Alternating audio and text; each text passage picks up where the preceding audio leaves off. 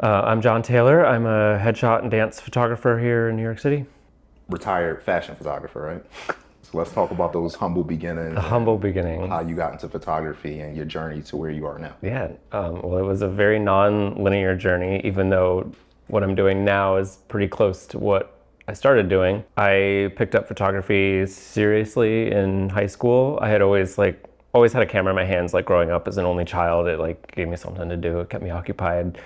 But then in high school, I started to get serious about it. I took darkroom and took yearbook and like started to learn the ropes a little bit. And my senior year, something like that, of high school, the public school program was switching over from a film curriculum to a digital curriculum, and they gave our entire school one digital camera. So obviously that wasn't enough for everyone to learn, but my photography teacher said, here, take this camera for the year, take it home, take it to all the football games and the dances and the events, the school events, and learn how to use it, and then come back and teach me how to use it, and then you pass my class.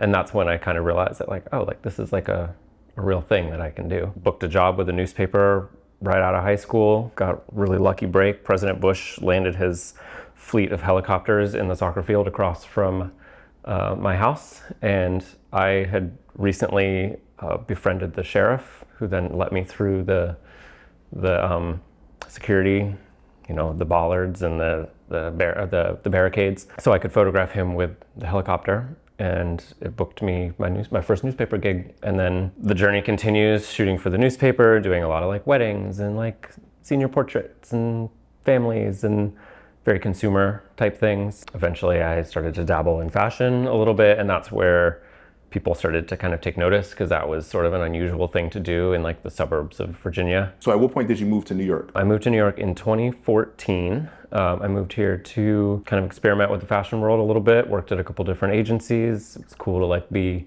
on both sides of the agency, like working in the office, but also like shooting tests and just getting a feel for how the industry kind of worked. So you picked up dance photography back home. You're working in New York for fashion agencies. Mm-hmm. When did you make this switch to say dance photography can be an avenue for you to make money and be successful as a photographer? Yeah, so a few years after living here, I just like wasn't vibing in the fashion world. I wasn't finding my voice. I didn't feel like I fit into that crowd. But every time I like really vibed with a model, I'd find out like, oh, she's a dancer, or she was a dancer, or she takes dance class. So there was always some connection to dance that kept calling me back. And then I eventually made the switch to working with dancers and musical theater performers and Broadway hopefuls. When I look at your work, I do see the fashion influence, and I think that's what really separates your dance images from other people's images, because the way you tell a story seems like an editorial more than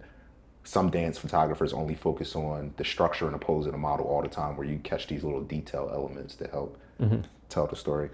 Now that you've been doing photography for a while, how do you stay sharp and constantly learn new things? Are you on YouTube, Instagram, hanging out with other photographers? What do you do? Hanging out with photographers is the big one for me. That's kind of how I learned photography to begin with. So I think it's important for me to kind of continue that type of education. It's just getting in there, making mistakes, trying new things, just shooting your friends and collaborating. I think is like the most important way for me to hone my skills and to push myself out of my box a little bit. What inspires you? My peers.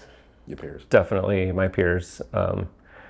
Anytime somebody asks me about who my like or my photography inspirations are, it's almost never like Richard Avedon or like any of the greats. It always tends to be like the people that I surround myself with. At what point during your journey did you say, I'm making it, I can do this as a living? Was there a job that stood out for you, or was it a year where things just kind of fell into place? COVID really changed things for me in terms of feeling like the dance photography and the headshot photography was like really viable, because during the pandemic, the expectation was that we were all going to be back up and going again in a couple weeks. But artists, performers are notorious for never having downtime. And they, for the first time, had a forced moment to like focus on themselves. And a lot of them wanted to take advantage of that time to get ahead when things came back. So a lot of them invested in themselves, they invested in their careers, they invested in new headshots, or they pivoted from their performing careers into their nutrition careers or their physical therapy careers, and they needed photos for that, they needed branding for that. So the pandemic really kind of like opened up a lot of doors for me in kind of a morbid sense, in that suddenly people were available. They were interested in bettering themselves and investing in themselves. And the performing arts community sort of created this little micro economy, because we were the first industry to shut down. We were the last industry to reopen, and we weren't getting help from the government. We were getting tiny unemployment checks. So we all kind of had to form this tighter community to like keep each other inspired, but also keep each other fed and able to pay our rent. So that's why I say it's kind of like that's an important And so distinction for me. From the pandemic, you had a momentum that just kept going, and then you started seeing better years within your business and your career. Financially, 2020 was my best year between when I moved here and the pandemic, which there's a little sense of like a survivor's guilt there, because our industry was decimated, but people needed what I was doing, and I was happy to be there to provide that. Sounds good. How do you market yourself now? Solely word of mouth. Completely word of mouth. The only marketing that I pay for, my accountant hates this every year, it's just my website and my Instagram, and that's it. That's good. Yeah. How often are you working? What does your typical week look like, typical month? Typical week, a good week is Monday through Friday, 2 sessions a day. There's variables to that. That's a good week for me. What's next for you in your career? Where do you see things going for yourself? That's such a hard question, because my career has been so nonlinear up to this point that it's just about saying yes, making yourself available, keeping an open mind, because success is not linear. It's not about setting a goal and getting right to it. I've been a tumbleweed, and that has been what has benefited me the most, I think, is just being open and understanding that trying new things is going to lead to discovery of things that you didn't know that you liked or that you wanted to try. Can you talk about a high moment in your photography career? For myself, it was when I got my first commercial shoot in New York. Do you have a moment like that? A good one for me was pretty recently. I was contacted by one of the best friends of Anne Hathaway and was looking to do some photos of herself just for fun, not connected to press or production or a show or a movie. She just wanted to capture a milestone in her life, and she reached out to one of her best friends, who's a big deal choreographer in Los Angeles, and just through word of mouth, this friend of hers reached out to me, said that people in LA had recommended me as a photographer to work with in New York. And that was really special, because that shows a lot of trust. I think that's been my biggest aspiration, is to remain trustworthy, because then Anne Hathaway's best friend might call you up and say, hey, we need some photos. That's a great one. Yeah. Can you describe your creative process during a photo shoot? Oh boy. Do you like to have a vision and then find the dancer to execute it? Or do you like when dancers come to you with a vision to execute and it's more collaborative? A little bit of both, because sometimes like my best photos come from just like winging it. Like my shoot today, we've been talking about this shoot for months, but never once talked about what we wanted to do, just that we wanted to do something. She rolled in, she dumped out her suitcase, and we were like, all right, cool, let's throw it together. And I'm really proud of the work that we made. And then sometimes it's nice to have like either a little bit of direction or like a full-on like mood board. But I think really I like to kind of wing it, like have some idea, but yeah, I like to wing it. Do you have any advice for dancers doing photo shoots? In the space with models, you have the models who are great and they just get it and you guys are vibing. Then you have some who are just starting out and you need to give them a little more direction. Mm-hmm. Do you have any advice for dancers that are just starting out or struggling with photo shoots?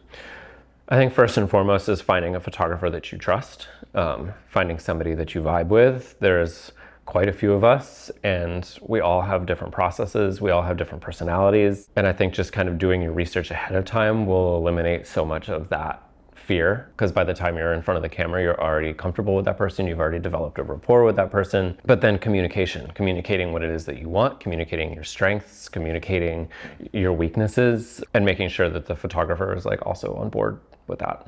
That's great advice.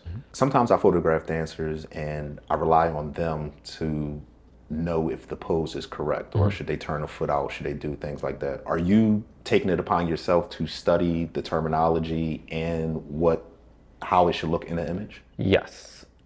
I think that's very important in our industry, to have that distinction of being a dance photographer rather than just a photographer who sometimes shoots dancers. Because I think that the difference there is that a dance photographer has educated themselves on the technique to some degree, to any degree, and then also being able to set their ego aside and trust the dancer, because there are things that we don't know, and that's okay, but we have to rely on trusting the dancer and allowing the dancer to guide that as well, because the dancer is going to know her body, she's going to know her strengths and weaknesses, she's going to know her lines far better than we do. So yeah, we can educate ourselves in order to make suggestions and guide the shoot. Also, it's 50-50. Every shoot is a collaboration between two different artists, and to collaborate on a totally different art form and a totally different medium. And I think just being able to set the ego aside is so important for being a dance photographer. That's great advice. It's really easy to fall in love with an image and then the dancer be like, no, my foot's wrong, or my hands are wrong, or my shoulders are wrong. And it's easy for us to push back against that. But if those techniques are wrong, then that, that's a dancer is only as good as her worst photo. And that's a motto that I kind of repeat. But every dancer does not photograph well. There's I come across a lot of dancers and they're just like performance dancers. And then you have other dancers they can do performance and photo very well. Right, but if you take a photo of a prima ballerina, the best ballerina in the world, if you have Misty Copeland and you get a photo of her at just the wrong time, her legs coming down, or she's turned in, or she's like, there's just something happening that's not captured in that photo, or that something incorrect that was captured in that photo, or something too early, too late, that can take the best dancer in the world and make it look like she doesn't know what she's doing. That's a good point. And that's where you have to shut up and listen to the dancer, because that's where she knows herself best. Yes, because I can honestly, so sometimes a dancer will say, hey, can I see the images? And me as a fashion photographer, I'm like, no, I know the best image. I know the story I'm trying to tell, but in actuality, you need to let the dancer see the images, because she will call out all of those items like you're saying. So you have to put the ego to the side. So that's actually great advice. We all have different levels of creative output. And I never knew yours was that high, but it's insane that you that you went to Paris and did 40 tests, which is just wow. Like, do you deal with burnout? How do you navigate that? Because that's a lot of photo shoots. I went to Paris to get out of the burnout here, and then I went and overloaded myself with the work there. That was not my intention when I got there. It was because of the weather, and all the things that I had planned most of the things I had planned were outdoors. So I had this nice Airbnb, and I was like, well, I might as well use it. And I'm here to network. I'm here to meet people, to hear people's stories, and photography is kind of the way to do that. It's not always about the images for me. In fact, most of the time it's not about the images for me. It's often just about the connection and talking, learning people's journeys and just human connection. Do you ever see yourself releasing a book? That's a hard one. I have watched friends release their own books, and it's terrifying. The process seems incredibly arduous, and it gives me so much more respect for the people that do. That tends to be a scary topic for me, and taking my own advice and keeping an open mind, I would love to at some point if I had the right help to do it, I think. Yeah, it seems like you have a large catalog of images you haven't worked through because, you know, you don't post a lot, but you are one of the people who could probably post 5 times a day and still never run out of content. So how do you balance what goes on the website, what goes to your social media? What is your calling, curating process like? Well, I haven't updated my website photos in like close to 5 years. So for the same reason that it takes me a month to do a single post on Instagram is that I just can't decide. Okay. It's constantly a battle of what do I like, what do I think other people are gonna like, and then getting it down to a post of 10 to 15 photos, 10 to 20 photos in a carousel from work that I'm really proud of. And that's the hardest part for me, is curating my work. Do you feel as though you put too much emphasis on social media, or is it just curating in general? If it wasn't social media, if it was making a 4x6 print, it still takes you that long to make a decision? It's more about social media because there's a lot of overanalyzation that happens when you post on social media, but also Instagram has become the pseudo de facto website because people only go to my website to see my rates and sometimes to like gather inspiration for their shoot. But by the time they come to my website, they've already made that decision because of the work that they've seen of mine on Instagram, or I rely really heavily on people tagging me in their photos because I post so infrequently. So I always tell people, like, check out my tag photos. Like, I know I only post once a month, but I get tagged 3, 4, 5 times a day. A lot of photographers, we all want our own studio. You have a beautiful studio here in Long Island City. What went into your decision to finally say, I need my own space?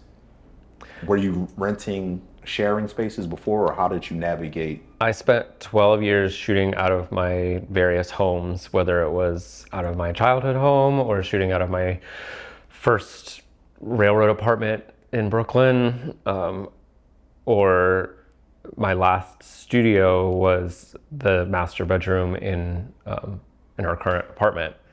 We got that apartment during COVID to have 2 separate spaces, a bedroom and a creative space. And having that separate creative space for the first time really showed me that I need this. I need a separate space.